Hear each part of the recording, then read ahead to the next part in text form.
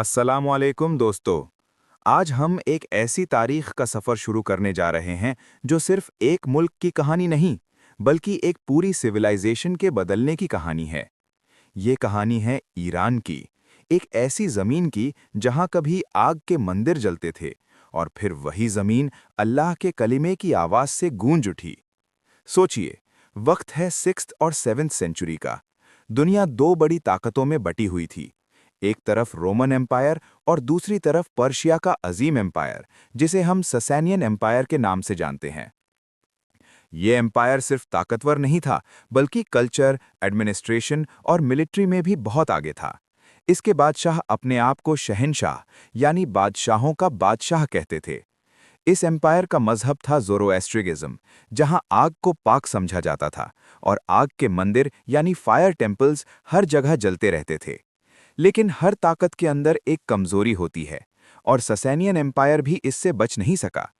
अंदर से करप्शन, सियासती लड़ाई और लगातार जंगों ने इस एम्पायर को कमजोर कर दिया था।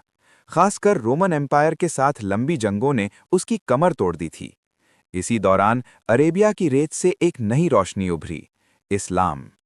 रसूल अल्लाह के पैगाम ने धीरे धीरे अरब को बदल दिया, और फिर ये पैगाम अरेबिया से बाहर निकलकर दुनिया तक पहुंचने लगा। रसूल अल्लाह के वफ़ात के बाद खुलफ़ाए राशिदीन के दौर में इस्लाम तेज़ी से फैलने लगा, और फिर एक वक्त आया जब मुस्लिम आर्मीज़ पर्शिया की तरफ बढ़ने लगीं। शुरू में ये सिर्फ छोटी छोटी टकरार थीं, लेकिन जल्द ही ये एक बड़ी जंग में बदल गई। 636 एडी, एक ऐसा साल जो तारीख बदलने वाला था। जंग हुई कादिसिया।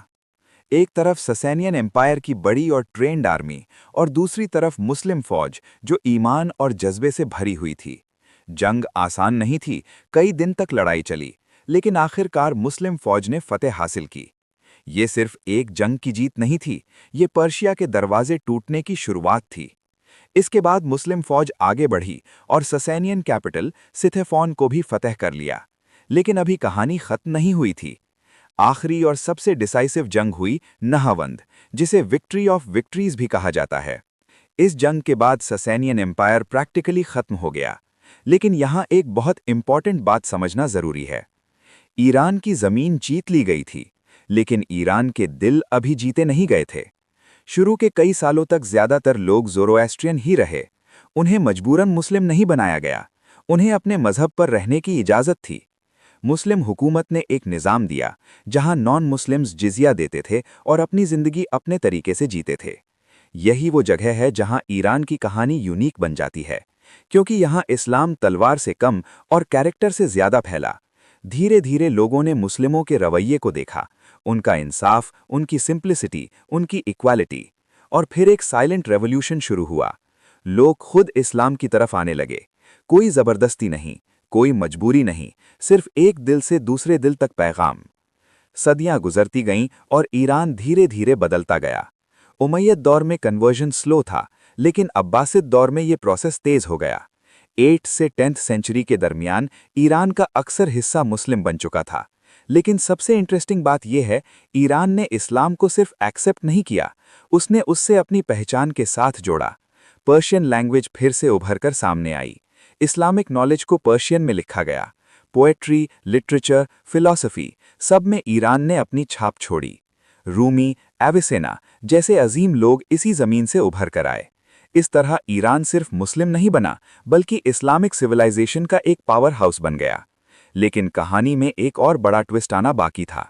16th सेंचुरी, सफाविद डायनेस्टी का उभर। इस्माइल I ने ईरान को एक नई पहचान दी। उन्होंने शिया इस्लाम को ऑफिशियल रिलीजन डिक्लेयर किया। ये एक बड़ा डिसीजन था, क्योंकि उस वक्त ज्यादातर मुस्लिम दुनिया सुन्नी थी। लेकिन सफाविड्स ने सिस्टमैटिकली ईरान को शिया स्टेट बना दिया, और धीरे धीरे ईरान दुनिया का सबसे बड़ा शिया मुल्क बन गया। आज भी ईरान इसी वजह से यूनिक है। दोस्तों, ईरान की कहानी सिर्फ एक कन्वर्जन की कहानी नहीं है, ये एक ट्रांसफॉर्मेशन है, एक एवोल्यूशन है। एक ऐसी कहानी जहां एक पुराना एम्पायर गिरा, लेकिन एक नई सिविलाइजेशन पैदा हुई। एक ऐसी कहानी जहां तलवार से ज्यादा असर कैरेक्टर का था, और जहां जबरदस्ती से ज्यादा ताकत सच में थी। ये कहानी हमें सिखाती है कि असली बदलाव वक्त लेता है, और जब दिल बदलता है तभी सोसाइटी बदलती है।